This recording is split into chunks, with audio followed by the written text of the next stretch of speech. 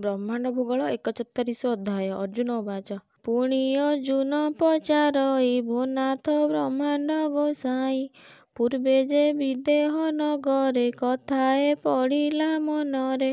ବିଦେହ ରାଜାକେ ବୋଲାଇ କିବା ତାହାର ଦେହ ନାହିଁ। ରାଜ୍ୟର ନାମ କି ବିଦେହ ଏ ବାକ୍ୟ ଫେରି ମୋତେ କହ। ଶ୍ରୀ ଭଗବାନ ଉବାଚ। ଅର୍ଜୁନ ବଚନେ ମୁରାରି କହନ୍ତି ଭୂଗୋଳ ବିସ୍ତାରି।